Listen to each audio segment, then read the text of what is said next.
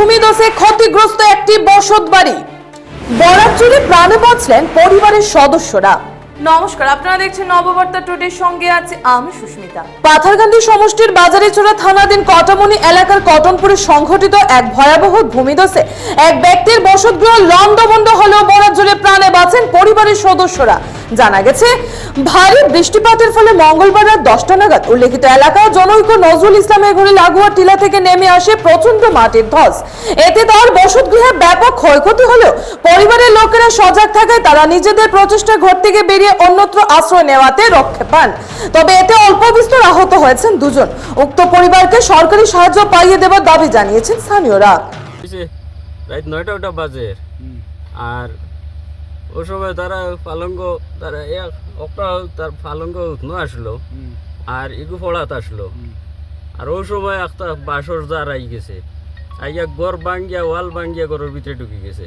বৃষ্টি আসে না তখন, বৃষ্টি তখন নাই আর এগো মাটির নিচে আমায় গেছিলো, পাঁচ দই টান দিয়ে বার করছি আর ওটার টেবুলে আর পালঙ্গে চাপ মারি দিছে ওটারে।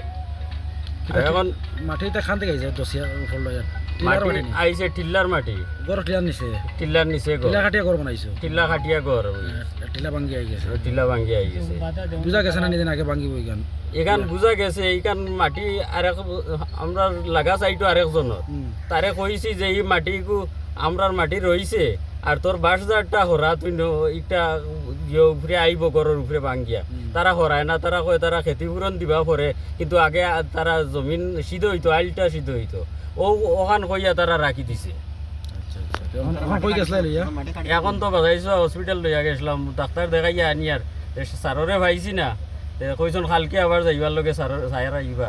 মোটামুটি এখন তো এমন কিছু হইছে না, বড় ধরনের কিছু হইছে না, কিন্তু মাথার জখম দেখা যার, কিন্তু সিটি স্ক্যান লাগবো কইছন, খাইল সারে আইয়া দেখিয়া দিবা দেই যেন দেই।